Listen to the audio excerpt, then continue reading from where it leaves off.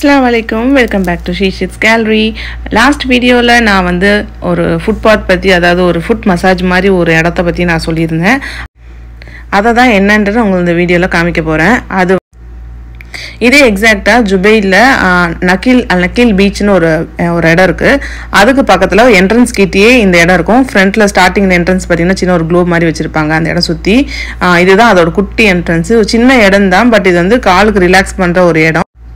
இந்த இடத்துக்கு பேரு ரிஃப்ளெக்ஸாலஜி பாத்வே. இதுல வந்து நடந்தா என்னென்ன பெனிஃபிட்ஸ் இருக்கு, இது எப்படி யூஸ் பண்ணணும், இது எப்படி நடக்கணும்ன்றத இல்ல சின்ன ஒரு ஷார்ட்டா கொடுத்துருக்காங்க. ஒரு ஃபிங்கர்லயும் ப்ரெஷர் இருக்கும் போது நம்மளோட ஃபுட் பாத் இருக்கு இல்லையா, அதுல ஒரு இடத்துல ப்ரெஷர் பண்ணும்போது எந்தெந்த ஆர்கன்ஸ்க்கு அது நல்லதுன்ற மாதிரி ஒரு சின்ன டயக்ராம் போட்டு அழகா கொடுத்துருக்காங்க.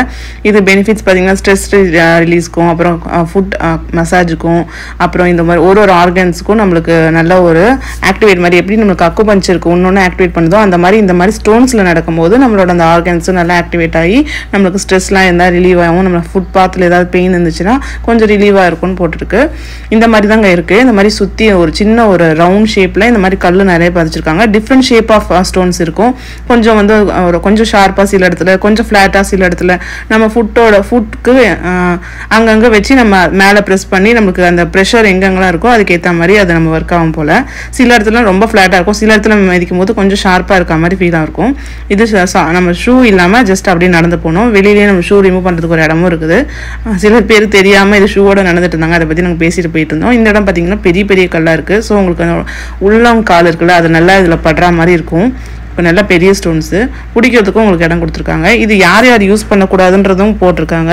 தைராய்டு இருக்கிறவங்க, அப்புறம் ஃபுட் அல்சர் இருக்கவங்க, ப்ரெக்னெண்ட்டாக இருக்கவங்க, ஹார்ட் பேஷண்ட், அந்த மாதிரி சில இன்ஸ்ட்ரக்ஷன் யார் யூஸ் பண்ணக்கூடாதுன்ட்டும் அதில் இருக்குது. நீங்கள் அந்த நான் ஸ்டார்டிங் காமிச்ச இன்ட்ரடக்ஷனை கொஞ்சம் நீங்கள் பாஸ் பண்ணி பார்த்தீங்கன்னா உங்களுக்கு தெரியும். ஒருவேளை நீங்கள் இங்கே இருந்தீங்கன்னா, இங்கே இந்த மாதிரி இடம் நீங்கள் எங்கேயாச்சும் பார்த்துருக்கீங்கன்னா எனக்கு கமெண்ட் செக்ஷன் சொல்லுங்கள். ஒருவேளை இங்கே இருந்தீங்கன்னா இல்லை ஒரு டைம் போயிட்டு ஒரு 2-3 தடவை நடந்துங்க, கொஞ்சம் காலுக்கும் நல்லது. இங்கே மோஸ்ட்டாக நிறைய பேர் வாக்கிங் வருவாங்க. வாக்கிங் போகிறவங்க சில பேர் நடக்கிறாங்க. நாங்கள் இதுக்கு முன்னாடி வந்தப்பையும் 2-3 தடவை நடந்திருக்கோம். பசங்க பார்த்தது இல்லை, ஸோ பசங்களுக்கு காட்டலாம்னு சொல்லிட்டு தான் இங்கே வந்திருந்தோம். அப்படியே சரி வீடியோ எடுத்து நம்ம போடுவோம், இந்த மாதிரி இருக்குது அப்படின்னு சொல்லிட்டு பாருங்கள் எப்படி இருக்குன்ட்டு.